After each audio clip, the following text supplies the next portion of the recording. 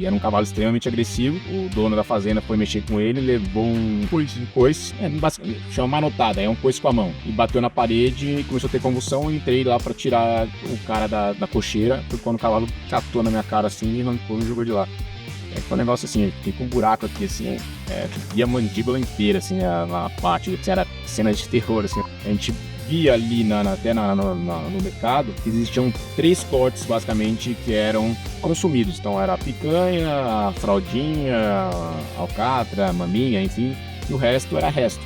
E aí a gente falou assim, puta cara, vamos criar uma cultura, é a principal cultura da churrascada, é o total aproveitamento do animal. Isso aí foi onde a gente começou a ensinar para o público brasileiro: o ancho é uma carne boa, o flat iron é uma carne boa, o brisket, que é o peito, é uma carne boa.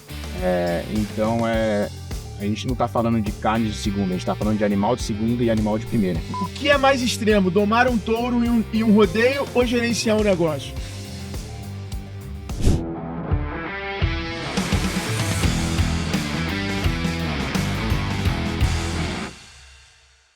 Fala pessoal, sejam muito bem-vindos a mais um episódio aqui dos Extremos, mais um programa, um episódio aqui do nosso podcast. Um episódio que está saindo numa semana onde o Brasil, onde Rio Grande do Sul está vivendo talvez um dos maiores extremos, né, dos últimos aí 50 anos. A gente teve um grande problema acontecendo na barragem lá no Rio Grande do Sul, as chuvas, e a região sul do Brasil, nesse momento, está passando por um dos momentos mais difíceis dos últimos anos, das últimas décadas. E eu quero começar esse episódio especial aqui do Extremos para pedir para você, nosso ouvinte, você empreendedor, empresário, que quer ajudar. A gente está centralizando, né, puxando um movimento com mais de 900 pessoas em menos de 2 dias, e a gente quer te convidar a você fazer parte desse movimento, participando com qualquer doação que você possa fazer para o Will, que é um fundador, membro do G4 Club, morador do interior do Rio Grande do Sul, que está liderando e distribuindo de forma muito eficiente recursos lá na área do Rio Grande do Sul para ajudar diversas regiões. Então o Will está centralizando esse recurso, comprando de forma eficiente, direto do fabricante, direto do atacadista e distribuindo para os grupos de apoio, tá? E ele está mostrando tudo na rede social para você ter ali um compliance ao vivo praticamente, e ele também depois vai estar prestando conta. Ele praticamente perdeu algumas lojas da sua empresa, mas alocou o seu time todo nessa força-tarefa, nesse estado de guerra, para poder ajudar as pessoas. A gente tem 2 desafios muito grandes nesse momento, que é acalmar e dar esperança para as pessoas que foram resgatadas, dar suporte a essas pessoas e também salvar as outras pessoas. Então o Will está lá atuando e o nosso papel aqui é captar recursos para ajudar o Will a aumentar o seu impacto, que ele está fazendo de forma muito eficiente, muito competente lá no sul do Brasil. Então você que é nosso ouvinte, eu começo pedindo encarecidamente para você participar. Está aqui embaixo o Pix para você fazer, direção@trijoia.com.br. Esse é o Pix para você fazer o dinheiro chegar no Will, para ele poder alocar esse recurso de forma eficiente. E nós, do G4 Educação, estamos validando, tá, essa operação e acompanhando de perto, junto com ele, para que esse recurso, para que cada real tenha mais valor, compre melhor e consiga fazer chegar nas pessoas que estão precisando. Então, antes de começar esse podcast, aponta o telefone aqui na tela, pega o seu telefone, o seu banco, faz o Pix, seja o valor que você puder, para a gente ajudar ainda mais as pessoas que estão sendo impactadas por esse extremo que está acontecendo nesse momento no Rio Grande do Sul do Brasil. Então, conto com vocês. O Nardon, nesse episódio, ele não está participando, ele está envolvido em um grupo de apoio também lá da região, então a gente optou por eu estar gravando esse episódio sozinho, e a gente aqui no G4 está com o All Room tentando ajudar todas as pessoas e já trabalhando em um plano de reconstrução, de apoio ao comerciante e empreendedor do sul do Brasil, que a gente sabe que a gente está vivendo o ápice do problema, mas esse problema, até ser resolvido, sanado de fato, vai ter muito trabalho, muito tempo para que isso volte realmente ao normal. Então, conto com vocês aí, nossos ouvintes, ajudem, e a gente está deixando aqui um caminho para vocês ajudarem junto com a gente. Beleza? Bom, agora vamos para o que interessa. Vamos falar de produzir conteúdo aqui para entregar conteúdo para vocês. Hoje a gente está trazendo um cara aqui que ele revolucionou a experiência gastronômica quando o assunto é churrasco. O brasileiro é um cara, é uma sociedade apaixonada por churrasco, apaixonada por carne, por essa proteína. E esse cara, ele numa oportunidade que teve imobiliária, ele acabou transformando a experiência, né? A gente está muito acostumado, acho que todo mundo que ouve a gente já foi numa churrascaria de rodízio, está acostumado com aquela churrascaria que o chão escorrega, né? Com aquele garçom passando, com a carne pingando, aquele buffet, aquela coisa toda. Mas esse cara, ele conseguiu fazer algo mais forte do que o rodízio e que mudou a experiência das pessoas comerem carne. Ele trouxe o lado rústico, ele trouxe o lado da fazenda, aquele espírito do campo, aquele espírito do rancho para dentro da cidade. Fez um dos maiores sucessos do setor gastronômico do Brasil, que é a Fazenda Churrascada aqui no Morumbi, em São Paulo. E agora, além de estar expandindo isso para o Brasil, ele também está idealizando e realizando, já em processo de lançamento, um rancho no interior de São Paulo para estender ainda mais essa experiência que já é um sucesso nas cidades. Senhoras e senhores, com vocês, o fundador, o idealizador, o cara que está à frente desse movimento do churrasco, Felipe Aversa, aqui no nosso G4 Extremos. Como é que você está, irmão? Bom, maravilha, obrigado pelo convite aí. É um prazer estar aqui no podcast contando um pouco dos meus extremos. Eu quero saber o seguinte, você é cheio de tatuagem, você já tatuou um boi? Vários bois. Olha aí. Um aqui, outro aqui. Esse é o verdadeiro skin the game. Quando o cara tatua o produto que ele vende, significa que ele leva aquilo ali muito a sério. Olha lá, ó. Animal aí, tá vendo? E não tava combinado não, né? Não tava no script essa pergunta não. Filipão, antes da gente entrar nesse assunto de negócio, cara, qual foi o maior extremo que você já passou na sua vida como empresário e como pessoa? Quais são os dois maiores extremos que você já passou? Puta, Alfredo, foram vários extremos. Eu falo que eu sou uma pessoa de 7 vidas, né? Eu já gastei 8 já. Mas em termos pessoais, o maior extremo foi o momento que eu passei de fome. Eu, na Itália, vou resumir aqui bem resumidamente, eu fui para Itália, meu irmão morava na Itália, ele estava no processo de tirar a cidadania italiana, e aí eu trabalhava, na época eu trabalhava na hotelaria aqui em São Paulo, e era freelancer da Associação Brasileira de Polo a Cavalo. Eu fazia o RP deles, e aí foi quando o Brasil foi jogar a Copa do Mundo de 2004 lá na França, a Seleção Brasileira de Polo, e eu falei assim, puta, é a minha chance, meu irmão tá lá na Itália, vou lá tentar tirar o passaporte italiano junto com ele e aproveitar e fazer algum curso, ou entender um pouco do mercado europeu. Vendi todas as coisas não, mas juntei minha economia e me mandei para lá. O negócio foi diferente do que eu imaginava. Meu dinheiro acabou em 3 meses, porque eu tinha que alugar o apartamento, enfim. O processo foi assim, acabou em 3 meses e eu tinha que ficar mais outros 3 meses, porque eu tinha comprado a passagem de volta do avião e no meu terceiro mês não tinha mais dinheiro para comprar, para mudar, né, a passagem. E acabei me virando lá do jeito que dava. Eu tinha 3 meses completamente sem dinheiro e devendo tudo que eu tinha que dever. Então, cartão de crédito estourado, a conta, o cheque especial estourado. Então, um moleque de 24, 25 anos na época, com um rombo, vamos falar, de 100 a 150 mil reais aqui no Brasil, no banco. Era mais ou menos isso. E aí o que me salvou lá, eu acabei me inscrevendo, assim, muito pouca gente sabe dessa história, até um lance bacana, e é um marco na minha vida, eu levo isso como um aprendizado grande. E eu acabei me inscrevendo num projeto de refugiados da África, onde a gente se inscrevia lá, durava 3 meses, se renovava a cada 3 meses. Então eu não precisei renovar, porque foi quando eu vim embora. Mas eu comia junto com os refugiados, tipo um bom prato. Então, assim, era a única alimentação que eu tinha por dia. Eu ia lá com os refugiados num local, um buffet. Então vinha uma marmita, né? Então tinha o arroz, um acompanhamento, eram três produtos.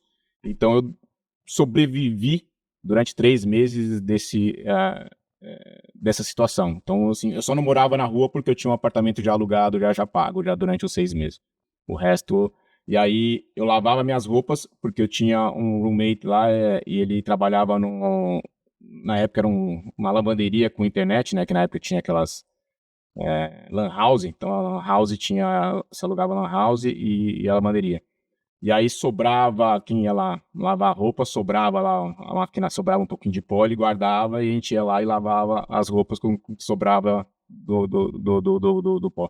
Esse foi um dos extremos que eu posso contar aqui pra vocês aqui. Caraca, como é que foi a virada dessa fase?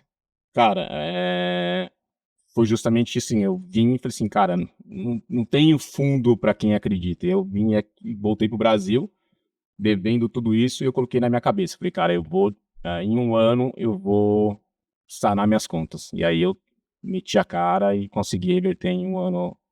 Cara, eu acho que isso é legal, que assim, eu vejo muito isso, a galera perguntando em outros podcasts, em eventos. Um cara que tá devendo, ele primeiro deve se preocupar em pagar a sua dívida, ou ele primeiro deve se preocupar em prosperar, em, tipo, ganhar dinheiro e ter condições de pagar a dívida? No meu caso, foi pagar a dívida. Assim, no meu caso, eu queria zerar. Logicamente, um leva o outro, né? Então, mas eu queria zerar para fazer o negócio acontecer, entendeu? Então eu tinha essa meta na minha vida, era zerar em um ano os R$ 150.000 na época. Então, tipo, você, aqui, R$ 150.000 na época é meio milhão, 1 milhão hoje. Trazer para presente. Sim, mais ou menos isso, Dinheiro. né? Um moleque de 25, 26 anos. Eu tive eu tenho uma história parecida. Eu, quando tinha 25 anos de idade, 24, ali, 25, eu comecei a fazer umas operações de, tipo, pegar dinheiro com a minha tia e investir em negócio. E, porra, começou a dar muito certo. Basicamente, o que eu fiz? Né? Eu comprava papel e a gráfica, porque quando eu trabalhava com gráfica, e quando você rodava trabalho gráfica funciona muito assim. Quando você paga à vista, você tem 15% de desconto, porque como é que a gráfica opera? Ela pega o teu dinheiro, ela compra o papel que ela vai precisar rodar o teu trabalho e roda o teu trabalho.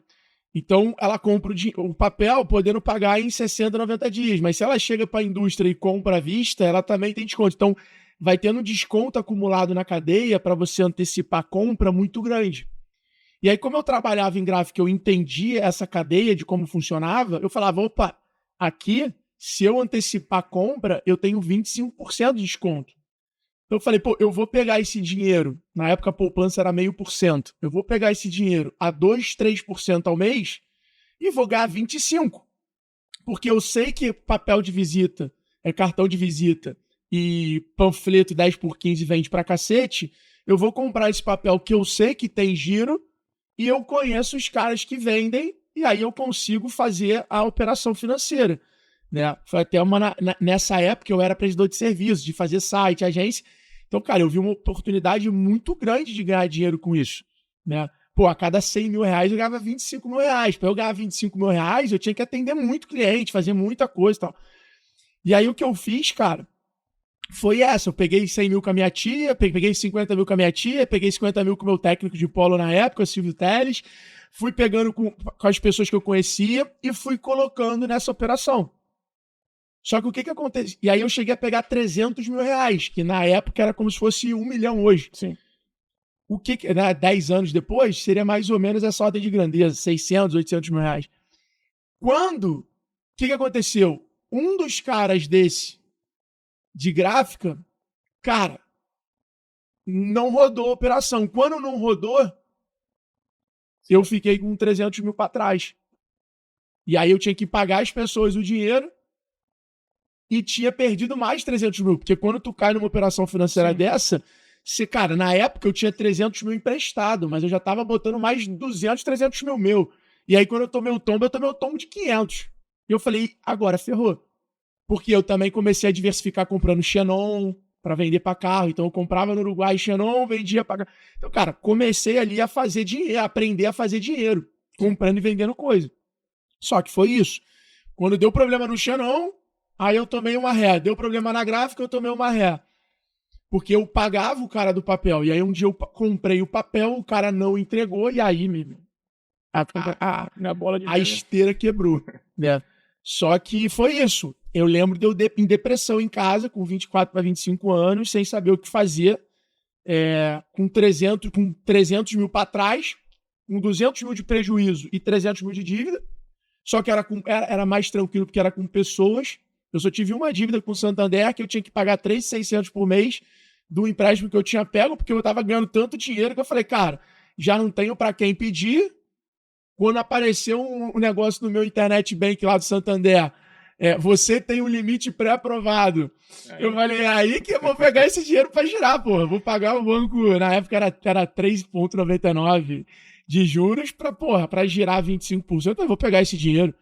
E aí, cara, aquilo ali tudo embolou e eu fiquei em depressão.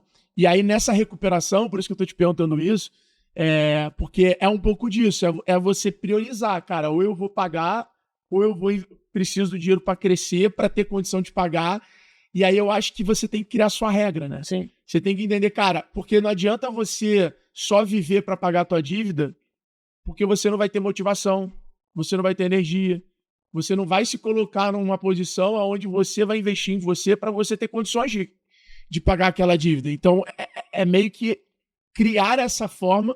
E aí eu lembro que a primeira coisa que eu fiz foi ir nas pessoas e falar, olha, eu posso te pagar assim, tá acontecendo isso, eu posso te pagar assado, e óbvio, né? Teve problemas, não foi todo mundo que foi receptivo, apesar de ser família, apesar de ser amigo, e apesar de ser próximo, mas eu lembro de, numa das pessoas que eu discuti sobre isso, eu falei, olha, é o que eu posso te pagar. E a pessoa, não, vende teu carro para me pagar. Eu falei, olha, preciso do meu carro para trabalhar. Eu não vou vender meu carro para te pagar. Eu estou falando como eu posso te pagar. Você estava num negócio, tinha um risco e eu só garantia.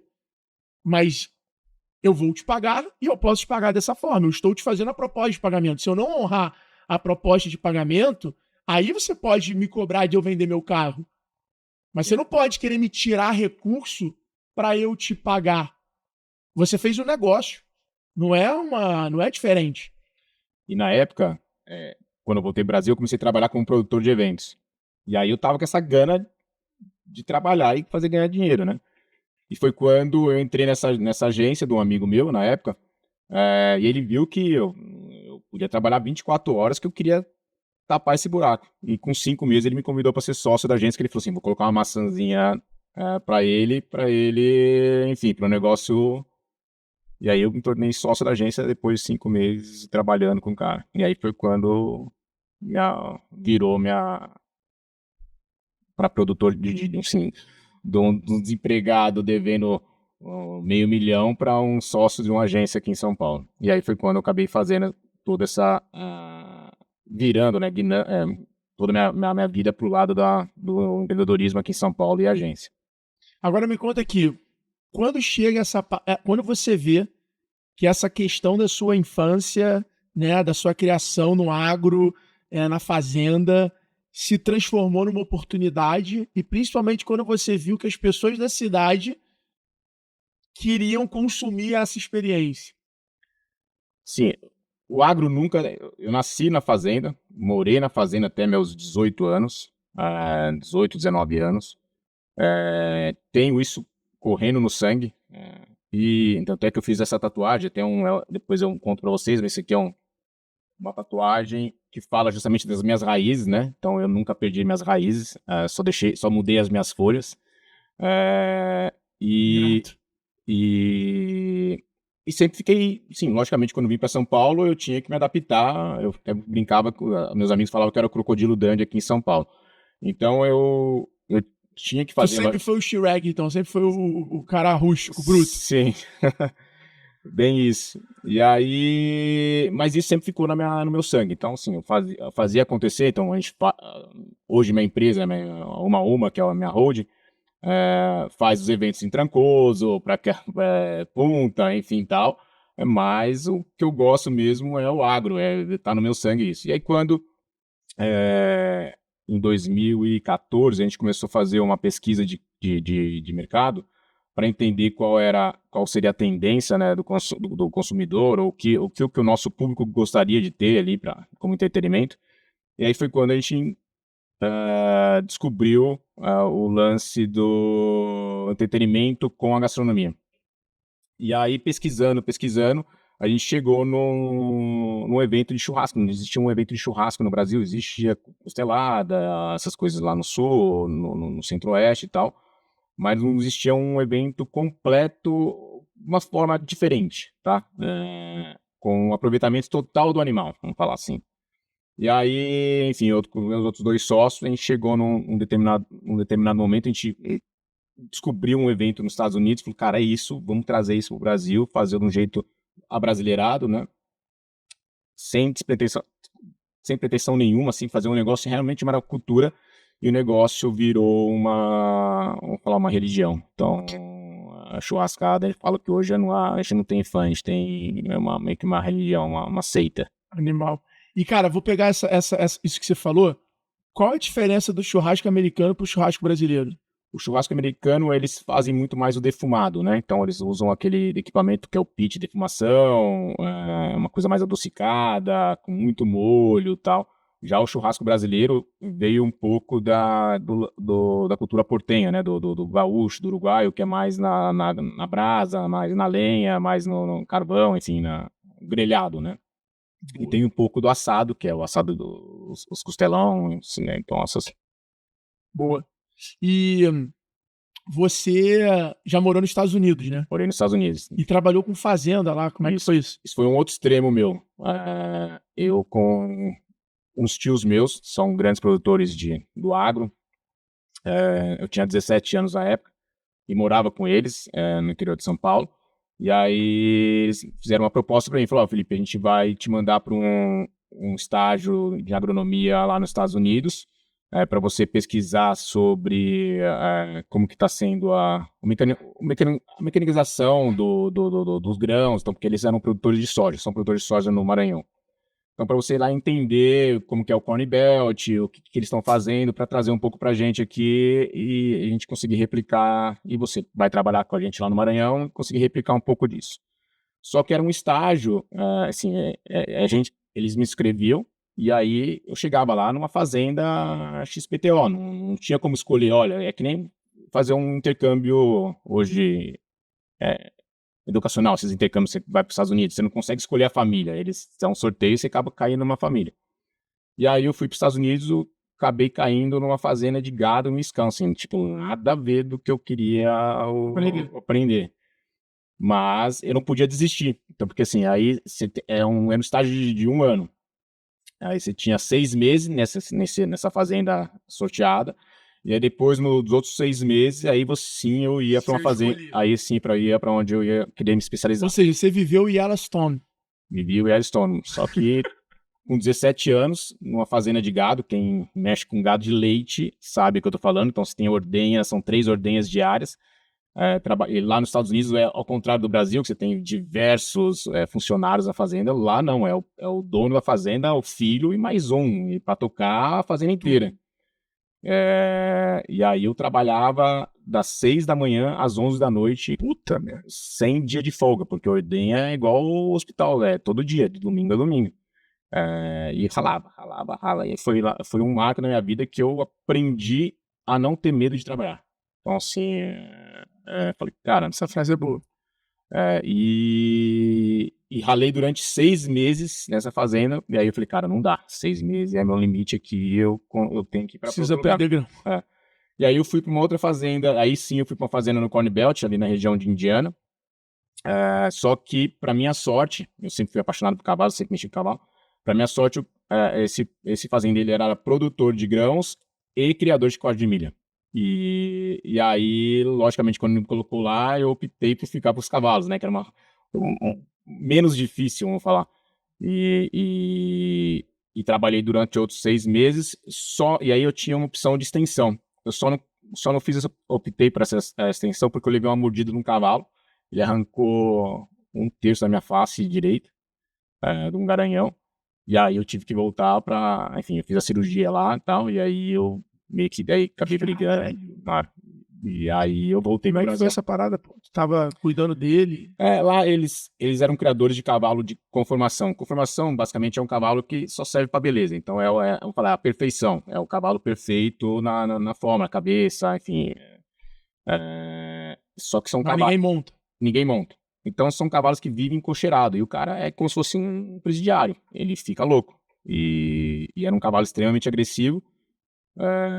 E o dono da fazenda foi mexer com ele, levou um coice, chama manotada, é um coice com a mão.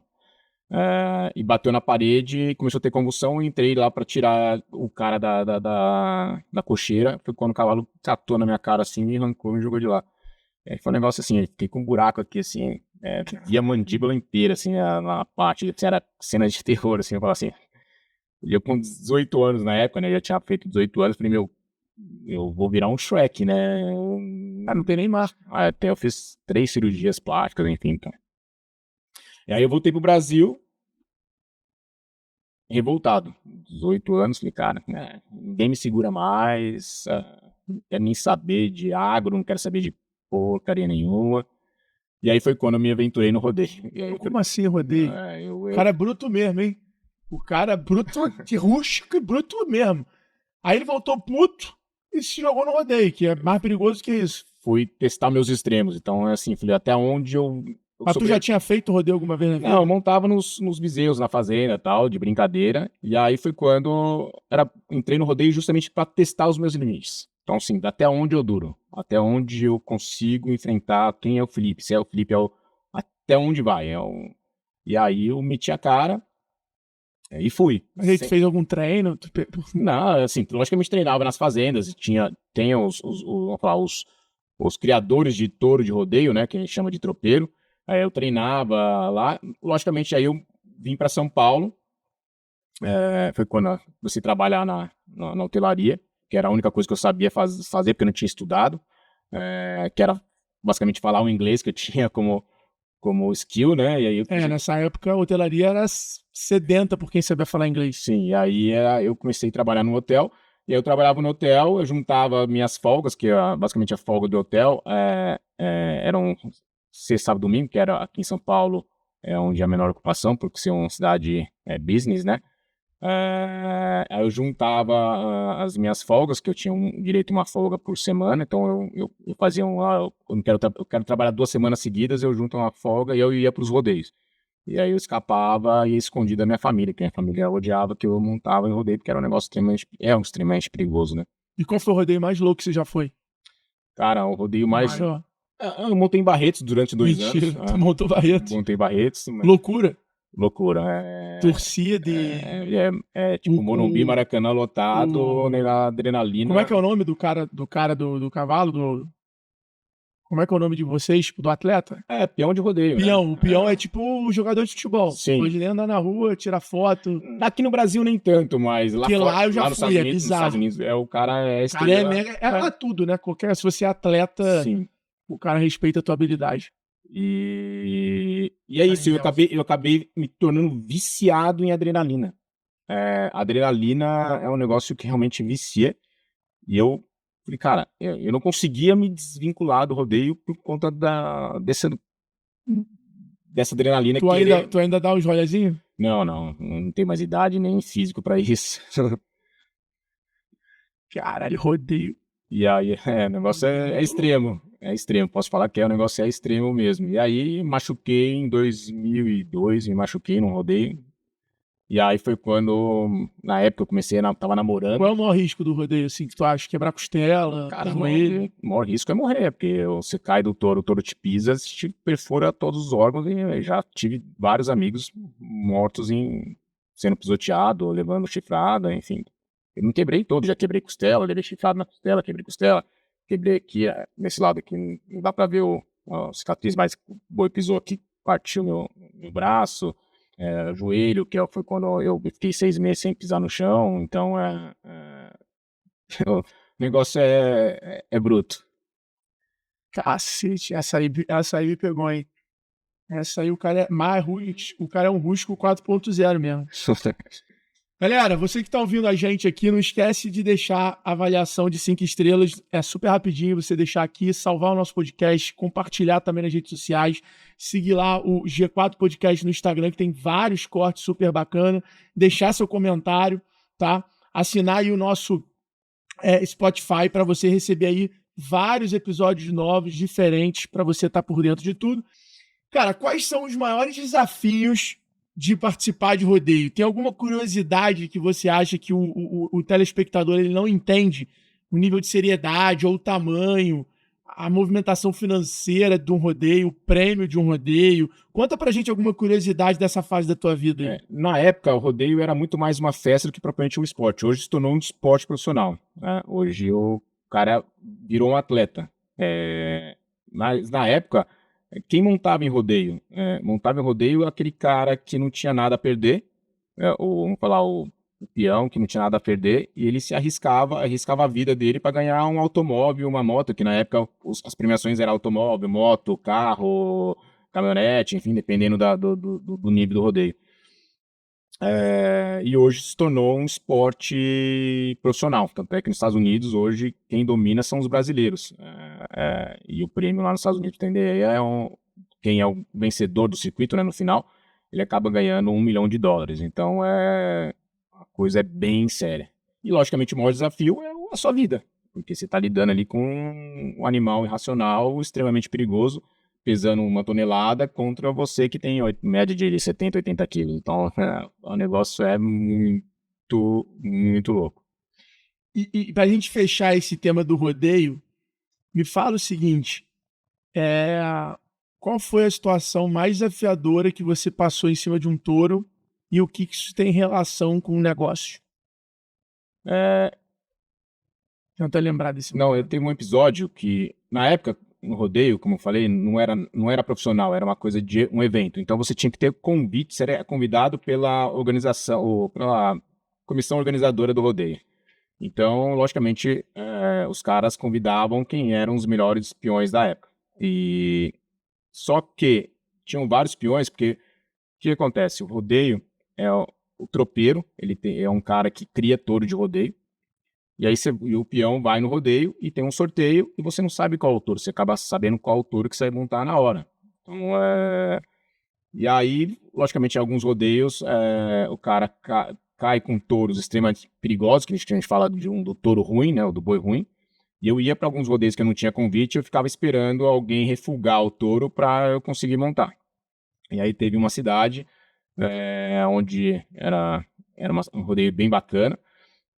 E eu fiquei lá esperando alguém negar o touro. E aí eu acabei pegando um dos touros na época mais perigosos do Brasil. Eu falei, cara, não, eu vou enfrentar esse touro. Queira ou não. Que na época até ele chamava Bubadã. Eu lembro direitinho. Era um touro tianino branco, sem chifre, pesava quase 1 tonelada. E eu falei, vou nesse touro e seja que Deus quiser. E montei. Foi no primeiro pulo, ele ele puxa pra cabeça, que ele faz um pulo que ele pra tentar tirar, mas ele te puxa pra frente. Foi quando eu dei de encontro com a cabeça, com a cabeça dele, e ali apaguei e caiu no chão, quebrei o nariz, enfim e tal.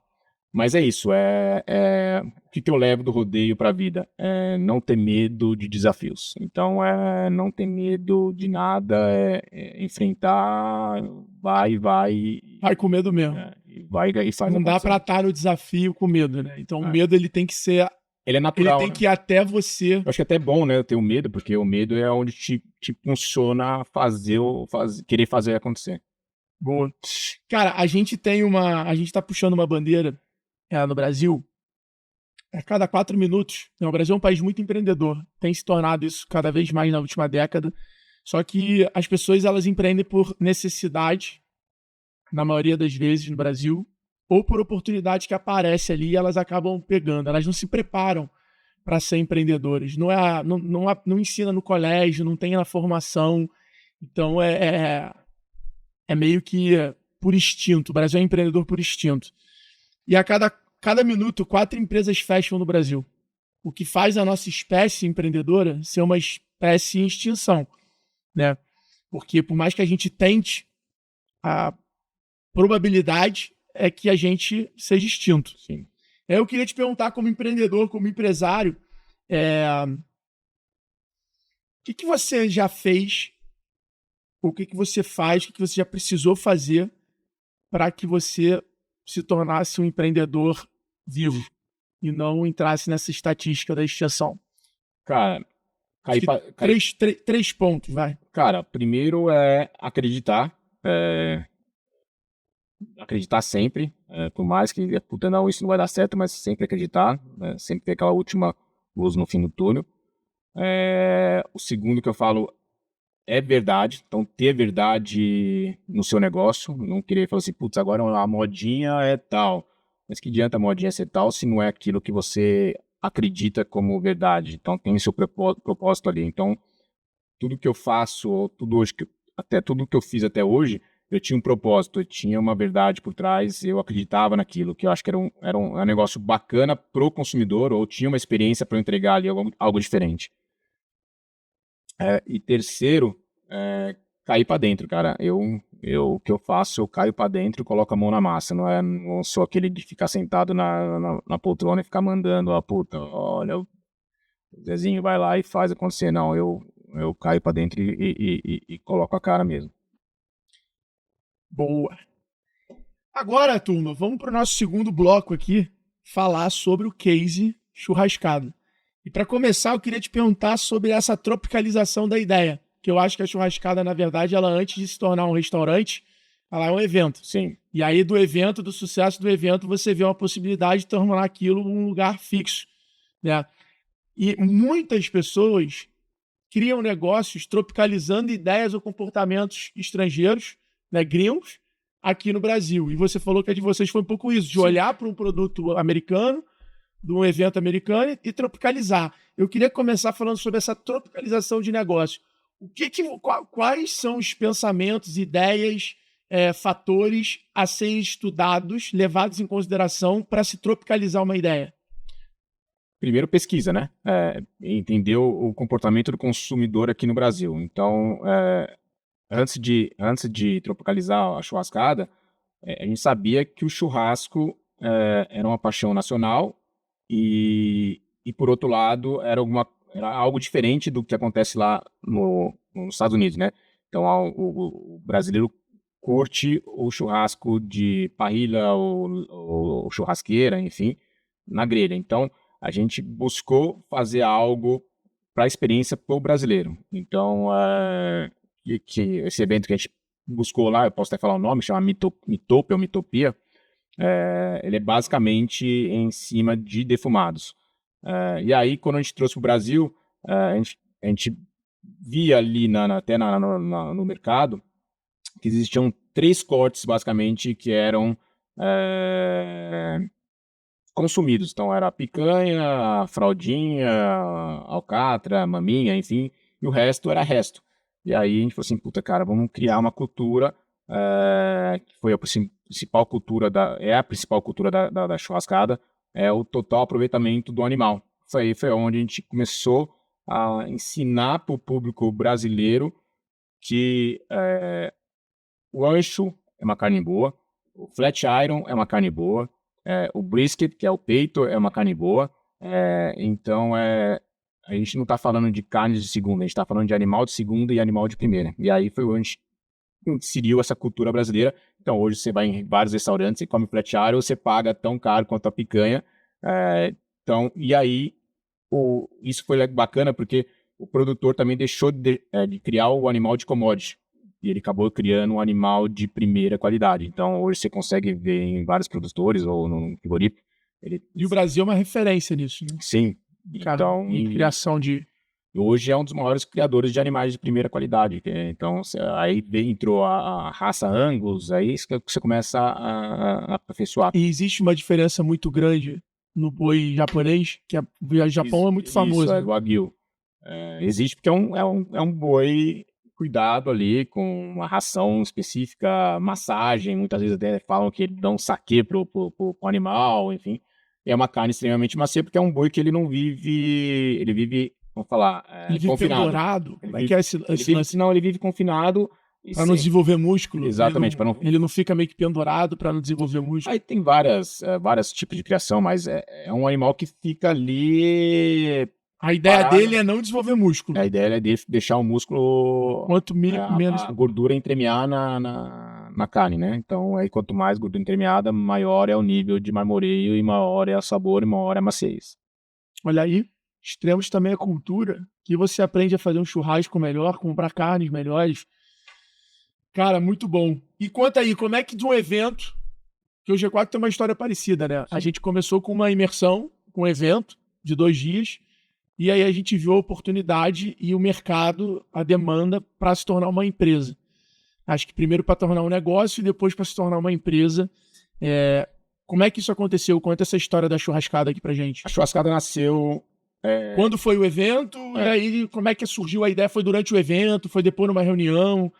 A churrascada nasceu em 2015, né? O primeiro evento foi em 2015. E aí tiveram várias edições. Aí em 2018, final de 2018, a gente teve uma ideia de criar um ponto fixo, não da churrascada, mas algo entre os sócios da churrascada. A gente criou esse ponto fixo, que era uma coisa também totalmente despretensiosa, era uma coisa meio que teste, e o negócio bombou. Mas não deu muito certo, assim, a sociedade foi desfeita 6 meses depois, e continuou tendo o evento. E aí no final de 2019, até eu fui para os Estados Unidos fazer uma imersão ali na região de New Orleans para ver a cultura do Bayou, que eles usam lá. Em New Orleans eles fazem muito churrasco, uma mistura de frutos do mar com carne. É uma cultura crioula que eles chamam. E aí eu trouxe essa experiência para o Brasil, fiz um jantar focado nessa experiência. E aí um dos meus sócios, conversando até com... Na época era a Fazenda Morumbi, era o espaço de eventos lá onde é hoje a churrascada, fazendo churrascada. Ele falou, puta, Felipe, vamos fazer um restaurante aqui e trazer a cultura da churrascada para cá. Aí a gente ficou olhando, putz, na época até os meus outros sócios falaram assim, puta, não, é muito grande, é fora de mão. Mas aí eu e e o Pierre, né, que é meu sócio, ele falou, cara, vamos bater aqui, porque aqui é o negócio. É a experiência completa. E aí, nisso, a gente alugou o espaço, falou, cara, vamos fazer. A gente pagou, assinou o contrato da locação, isso foi início de 2020, isso veio a pandemia, veio blackout, e a gente falou, cara, e agora? Ferrou, né? Não vai ter nada, mas graças a Deus a construção civil continuava liberada, e aí falou, cara, vamos fazer, e a gente construiu um restaurante modelo para volta para afrouxamento, né? A gente fez esse restaurante modelo, logicamente, aí entregando várias experiências diferentes, que aquilo que você falou no começo, trazer um pouco da verdade do churrasco na nossa família, né? Então, aquele churrasco de final de tarde no quintal, ou no seu sítio, ou enfim tal. É isso que a gente quis resgatar. Então, trazer um pouco desse emocional para a cidade. E foi o que aconteceu. E a gente foi um dos primeiros restaurantes a ser reaberto em São Paulo. E era aquela fila e só podia fazer com reserva, né? Então só podia ir no restaurante mediante a reserva. E era aquela fila de 3 meses para você conseguir um restaurante. E aí meio que hypou, né? E aí o negócio foi. E quando abriu, era uma experiência diferente de tudo, né? Então, entregava, né? Entregava a promessa, um lugar incrível, a carne incrível, o atendimento. As outras marcas que compraram a coisa de ativar lá dentro, a 881, enfim, Diageo, a Ambev, enfim, tem várias marcas lá. Você realmente conseguiu trazer a experiência do evento para dentro do restaurante, exatamente. Porque ficou travado, né? O evento ficou. Além disso, o evento ficou travado durante 2 anos, eu não podia fazer o evento, e aí, então aquele meu cliente do evento falou: puta, deixa eu ir pra Fazenda Churrascada pra E hoje é matar a uma saudade. loucura, cara. Você traz uns caras grandes do sertanejo pra tocar lá. E aí foi uma outra experiência, né? Então eu falei assim, puta, o que falta? Então, puta, o cara gosta do sertanejo, então vamos trazer aqui o cara sentar aqui na mesa e ter o sertanejo a 5 Quem metros de foi o você. artista mais bizarro que você trouxe pra tocar lá? Cara, a gente trouxe todos os nomes do sertanejo brasileiro, a gente levou lá. Gustavo Lima já tocou. Não, Só ele que não. Gustavo Porra, Lima. embaixador. Vai, pô. Faz essa história. Só os dois que a gente fala que Gustavo Lima e o Estãozinho Chororó. O resto a gente levou todos. Que animal. E aí essa experiência, né? Do cara. Vou falar, tem o Bruno Marrone, Leonardo. O Leonardo cantar para 300 pessoas sentadas ali como se estivesse na sua casa. Mesmo. Então, esse é o intuito E aí explodiu, né? E aí com isso a gente conseguiu expandir o restaurante para diversas regiões. Então hoje a gente tem Brasília, Curitiba, Campo Grande, Campinas. Balneário vai abrir? Balneário está estudando ainda. Tem algumas regiões aí que estão em primeiro plano. Animal. E, cara, vai ter a 22ª edição da Churrascada Festival. 22 edições, 22 novidades. Como é que vocês cuidam de um evento como uma empresa, com CRM? Quantos % das pessoas vão no evento, foram na edição anterior? Quanto é público novo? Quanto é o Rock in Rio, você vai lá, a cada 2 anos são os meus patrocinadores. Tem alguns novos, mas Itaú tá lá com a Master. Como é que é isso no festival de vocês, 22 vezes, e o que a galera pode esperar de novo para a próxima edição? Eu acho que sim, a grande maioria é o comprador do ano passado, tanto é que a gente tem um projeto de fidelização, então cada 5 eventos que a pessoa vai, a sexta é de graça, então, e realmente o cara usa desse projeto nosso. 80% dos patrocinadores, eles renovam pro ano seguinte. Em falar número de público, a gente não tem exatamente o quão renova, mas até porque o cara compra vários, a gente não consegue saber, por exemplo, eu consigo comprar 5 ingressos, então eu não sei exatamente quem são os 4 acompanhantes, então eu não consigo dimensionar se, sei lá, se foi você, ou foi no passado o meu acompanhante, ou o Zezinho. Quem comprou para você?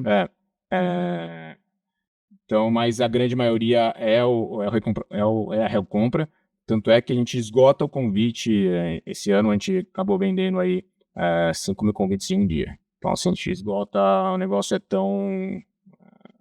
assim, abre e já tá na agenda da galera. Já tá na agenda. E a gente... Igual a Copa do Mundo, né? A Copa do Mundo pode ser... E a churrascada é sempre o primeiro final de semana de agosto. Então, a galera já sabe, já compra passagem aérea, já se organiza. E rola em São Paulo todo ano, interior? Rola em São Paulo. Eu fiz algumas edições pelo Brasil, mas o deslocamento é muito maçante, você acaba perdendo muito dinheiro, enfim, né? Churrascada sempre é positiva, mas fazer fora de São Paulo se torna muito difícil pro deslocamento do Brasil, enfim, tal. E aqui em São Paulo eu consigo elevar um pouco o ticket médio. Então eu acabei optando só para fazer em São Paulo. E as pessoas vêm para São Paulo, né? É uma agenda que a pessoa consegue agregar coisas. A malha é muito fácil. Ela vem para trabalhar, ela vem para visitar um familiar, um amigo, sempre tem é fácil ela criar uma agenda aqui em São Paulo que ela tá querendo, seja ir no shopping, ir numa marca, ir no restaurante. Legal. E aí, falando um pouco de inovação, então cada ano a gente sempre tem essa ideia de trazer chefes internacionais ou criar alguma coisa diferente do churrasco, ensinar um pouco do churrasco. Então, esse ano, eu não posso dar um pouco do spoiler, mas o Botino, que é o curador dessa parte, que é meu sócio fundador, e hoje ele mora na Holanda, ele tá meio por dentro, ele fica correndo o mundo, buscando isso. Qual é o país de referência hoje nesse assunto de churrasco, de carne, o americano sempre foi, né? Onde são as fontes de inspiração? Americano, Holanda, Holanda é muito conceito. O londrino é muito, o inglês é muito, né? Tanto as raças britânicas são as mais premiums, né? Que a gente fala. O britânico é um cara bem forte no churrasco. O americano é um bem forte no churrasco. Aí tem a parte, enfim, ocidental, que tem o agro japonês. Logicamente a cultura é totalmente diferente. Mas eu falo que, sim, cada um tem uma cultura diferente. Então, assim, é isso que é legal trazer. Então, a gente já trouxe já um chinês que ele fazia churrasco dentro do bambu. Ele abria o bambu, colocava carne dentro, tapava o bambu, colocava em cima da brasa. Se abre o bambu, tá um churrasco, meu, fantástico. Irado. Só que é outra cultura, é outro tipo de produção, é outro tipo. Muda o sabor. Muda, porque eles têm vários temperos, né? Aí, enfim. Mas é isso que é legal, né? Então, a gente não pode falar, puta, qual é o melhor churrasco? São diferentes. Sai desse podcast aqui direto pra uma churrascaria. Jesus amado. Eu já tô salivando já, sabe? Pensando na fraldinha. E, cara, hoje vocês têm. Antes aí, galera, vocês estão ouvindo a gente. Não esquece de deixar na caixinha de comentário do Spotify, né? Você que tá aí pelo Spotify. Qual programa e lugar você costuma frequentar no seu tempo livre com sua família e amigos para se divertir e ter uma boa experiência gastronômica, né? Então, se você vai a rodízio, restaurante, faz em casa, deixa aí o comentário, aproveita essa tecnologia, essa inovação do Spotify, deixa o comentário na caixinha de pergunta. Mas, Filipão, vocês hoje têm muitas frentes na churrascada, vocês têm um corpo de sócios, de investidores, sócios operacionais muito grande. Vocês são muitas cabeças, muitas ideias diferentes, muitas vontades diferentes. Por outro lado, vocês têm uma identidade de marca muito fixa ali, muito consistente. Eu queria que você falasse um pouquinho disso, assim, como é que você consegue administrar isso com tantos sócios, como é que você consegue manter essa essência? Acho que isso, com certeza, está ligado à cultura de empresa e de sociedade que vocês têm. E também queria que você falasse desse novo projeto de clube de assinatura, né, onde vocês estão identificando essa recorrência e estão transformando isso num modelo novo de negócio. Eu queria que você falasse desses dois pilares aí para a gente caminhar para o final. Então, a churrascada tem aquilo que eu falei um pouco, tem muita verdade. Então, a gente quer passar essa verdade e um pouco de quem são sócios. Então, assim, tem muito da minha pessoa na marca e eu sempre fico rodando, né? Pelo menos rodava bastante. Então, para manter aquilo que eu acredito. Então, não fazer algo diferente daquilo que eu acredito. Então, a churrascada sempre foi isso, desde, enfim, no evento. E aí, quando veio a pandemia, a gente acabou criando um restaurante. Então, a gente trouxe um pouco dessa experiência para dentro do ponto fixo. E aí, acabamos, naquele tempo de parado, né, de todo mundo travado dentro de casa, a gente acabou pesquisando a gente coloca muito no lado da outra pessoa. Se eu fosse um cliente da churrascada, o que eu gostaria? O que eu preciso? O que seria legal?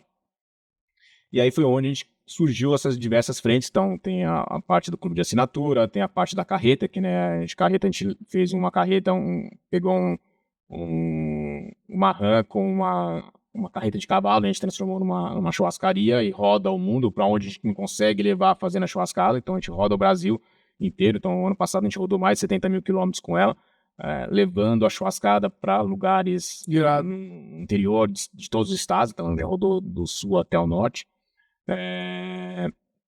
O clube de assinatura, que foi quando a gente estava com o restaurante travado e o evento travado. Então, a gente ensinava, vendia carne, né? Então, vendia o kit da carne e ensinava E o conteúdo para a pessoa fazer nos moldes ali, na forma da churrascada. A gente fazia receitas no YouTube. Então, assim, olha, esse é o teu kit. Então, o teu kit está recebendo uma picanha, um flat iron e um ancho. Então, eu vou te ensinar você fazer tudo isso para você virar um churrasqueiro expert dentro de casa e e ter um pouquinho da cultura da churrascada dentro da sua casa. E que muitas vezes a gente acabou usando muito de teste. Então, a gente testava produtos que, esse produto é legal. Então, pegava empresas que queriam colocar o produto dela para dentro da casa das pessoas e não sabia como. E aí, a gente usou dessa plataforma do OnlyFans, a gente fala que é o Porn Food. Para dentro da casa das pessoas. E aí nisso foi, então hoje tem o evento, a Fazenda, o OnlyFans, que é o clube de assinatura, a Carreta, que é onde a gente faz o evento itinerante, o itinerante, e agora o novo projeto que é o Rancho Churrascada, que a ideia é criar o agroentretenimento. Então é trazer a pessoa para dentro do rancho e vivenciar realmente todo esse processo da churrascada de uma forma do mato. E aí vocês compraram a área e estão fazendo toda essa... Hotelaria, restaurante, todo entretenimento porteira dentro. Então, aí tem tudo, cavalgada, passeio 4x4, e lá a gente tem produção de café, uva e mel. Então, o cara aprender das culturas, como fazer o vinho, como fazer o café, então quais são os tipos de café, quais são os tipos de vinho. Que animal.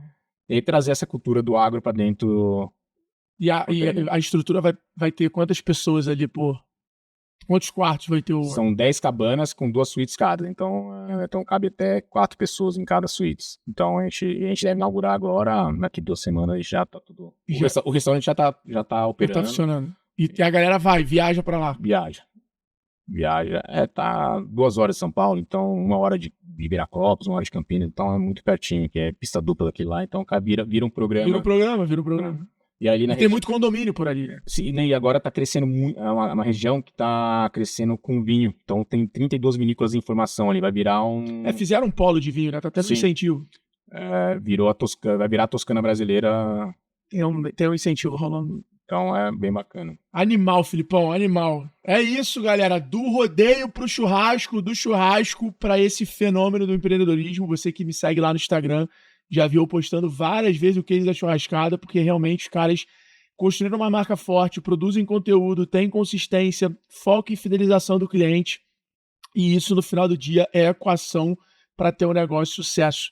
Um negócio que carrega ali 50%, 60% do seu crescimento de forma orgânica. E isso vem através de construção de marca, criação de audiência, geração de demanda e jornada de valor para o seu público. Irmãozão, temos um bate-bola. Agora é um momento meio Marília Gabriela, tá? Complete a frase. O mundo precisa de... Difícil, hein? Verdade. Boa. O que é mais extremo? Domar um touro e um rodeio ou gerenciar um negócio? Hoje, para mim, gerenciar um negócio, porque achar pessoas que querem trabalhar, tá cada vez mais escasso, e isso é muito difícil. Então, eu não consigo achar uma mão de obra especializada, é triste. Isso é uma das maiores dificuldades que eu já tive até hoje. Define uma frase, qual é a experiência de uma pessoa que come na churrascada? É simples de qualidade. Boa. Como você imagina a churrascada daqui a 10 anos? Qual o tamanho, qual o sonho grande daqui a 10 anos? Putz, internacionalizar a marca. Ela já é um pouco internacionalizada, porque a gente traz bastante chefe de todo mundo pra cá, mas colocar ela... Numa lá em Miami, assim? Mais pra Fort Worth. Boa. O que você deixou de ser quando cresceu? O que você acha que você era naquela tua fase de 17, 18 anos lá, para o cara que é hoje empresário e que tem que ter outras responsabilidades? Não dá para ser tão maluco quanto o cara do rodeio. Eu era o Rebeldes e hoje eu tô bem centrado, né? Boa. Se você tivesse um superpoder, qual problema do mundo você queria resolver? A desigualdade, falando em termos social, em termos profissional, é essa falta de mão de obra aí. Acho que é transformar a molecada, porque a molecada hoje não quer nada com nada, então fazer a molecada aprender e gostar de trabalhar. Boa. No filme da tua vida, qual a cena você teria mais ansiedade de assistir? Qual o momento? A mordida de cavalo? Você em cima do touro, desmaiado? O que aconteceu? Quais seriam as cenas da sua vida que você mais gostaria de assistir? Putz, cara. Eu tive várias cenas, até eu brinco que minha vida cabe numa trilogia, mas uma das cenas que eu queria assistir é eu voltando de um rodeio, completamente bêbado, dirigindo, dormi na direção a 140 por hora, capotei o carro e saí vivo andando como nada, não tivesse nenhum arranhão. Qual foi a última coisa nova que você aprendeu?